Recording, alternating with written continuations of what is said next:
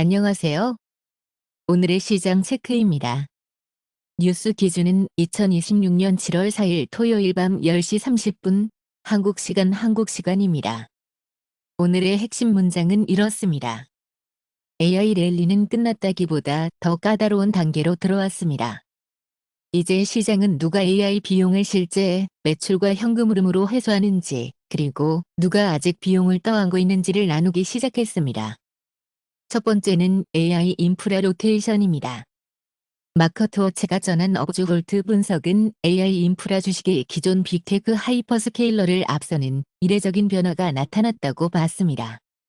삼성전자, SK하이닉스, 미크론 같은 메모리와 반도체 하드웨어의 경제적 이익 전망은 급격히 올라가고 아마존, 마이크로소프트, 알파벳, 메타, 애플 같은 대형 플랫폼은 AI 투자 부담 때문에 수익률 검증을 받고 있다는 해석입니다. 비즈니스 인사이더가 전한 지프모건의 경고도 같은 방향입니다. 집과 장비는 달리는데 돈을 쓰는 쪽은 상대적으로 뒤처지는 장면이 과거 거품 구간과 닮았다는 것입니다. 여기서 중요한 건 단순히 반도체를 사고 빅테크를 피하자는 말이 아닙니다. 같은 AI 테마 안에서도 매출을 받는 쪽과 비용을 내는 쪽이 다르다는 뜻입니다. 엔비디아는 여전히 AI GPU 생태계의 중심이고 브로드컴은 맞춤형 칩과 네트워킹에서 기회를 봅니다.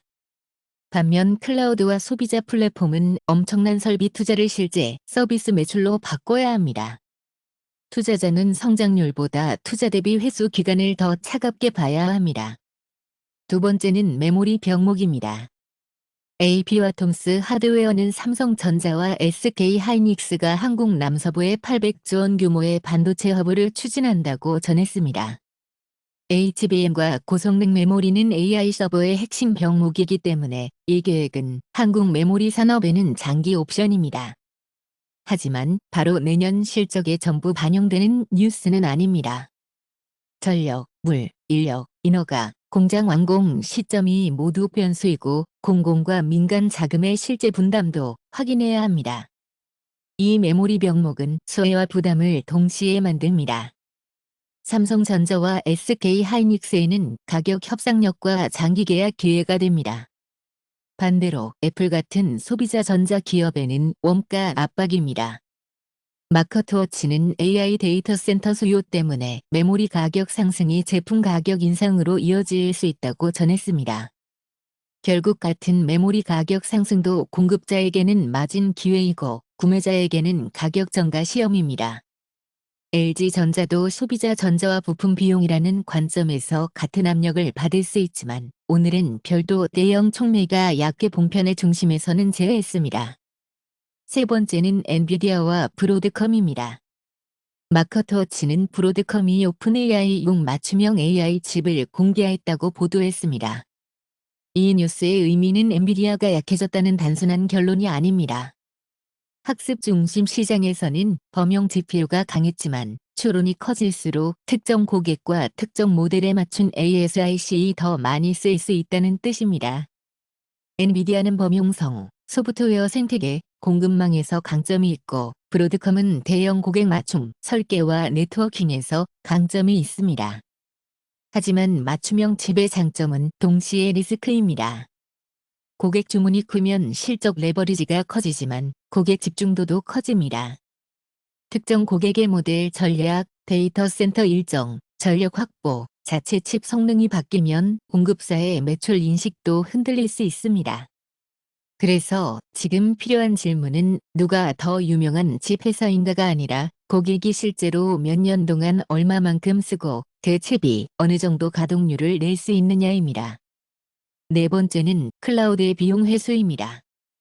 아마존은 AWS에 10억 달러 규모의 포워드 데플로이드 엔지니어 조직을 만들고 고객 현장에 엔지니어를 보내 AI를 실제 업무에 심겠다고 밝혔습니다. 마이크로소프트도 신코 디아스 보도에 따르면 프론티어 컴퍼니라는 기업 AI 조직에 25억 달러를 투입하고 6,000명 규모의 전문가를 배치하겠다고 했습니다. 이것은 모델 성능 경쟁 다음 단계입니다.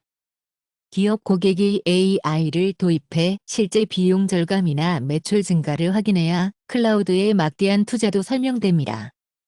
메타는 다른 방향의 논점입니다.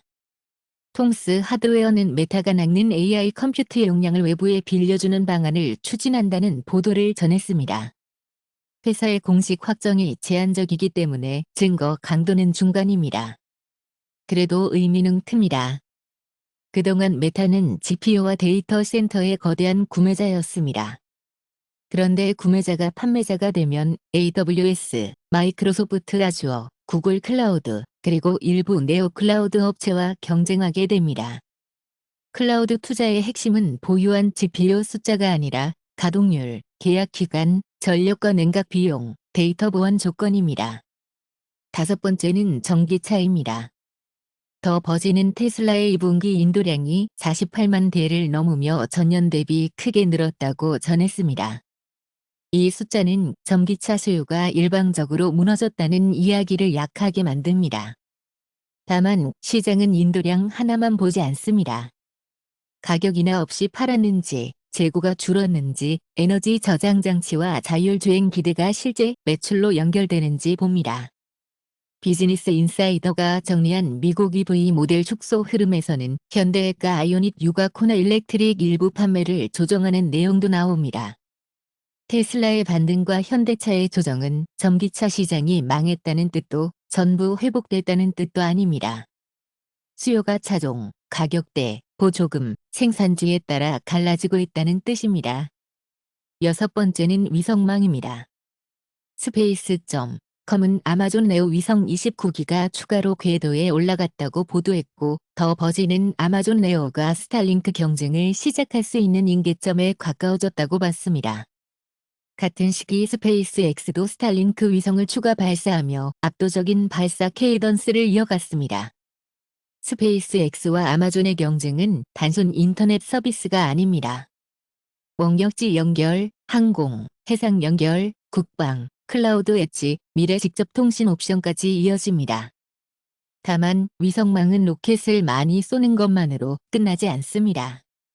주파수 허가, 단말 가격, 실제 속도, 서비스 지역, 규제 리스크가 모두 수익화를 좌우합니다. 오늘의 체크리스트는 6가지입니다. 첫째, AI 뉴스가 비용을 늘리는 뉴스인지 매출을 만드는 뉴스인지 나눠야 합니다. 둘째, 메모리 가격 상승은 삼성전자와 SK하이닉스에는 기회지만 애플과 전자제품 업체에는 부담입니다. 셋째, 엔비디아와 브로드컴은 수요보다 고객 구조와 가동률을 봐야 합니다. 넷째, 아마존, 마이크로소프트, 알파벳, 메타의 클라우드는 GPU 보유량이 아니라 기업 도입과 계약 기간이 핵심입니다. 다섯째, 테슬라와 현대차는 인도량보다 가격, 마진, 재고를 봐야 합니다.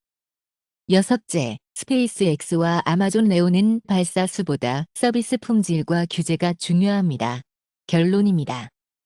오늘 시장은 AI 성장주를 버리라는 신호가 아닙니다. 하지만 AI라는 한 단어로 모든 회사를 같은 방향으로 볼 수 없다는 신호입니다. 비용을 받는 회사와 비용을 내는 회사, 설비를 파는 회사와 설비를 실제로 돌려야 하는 회사를 구분해야 합니다.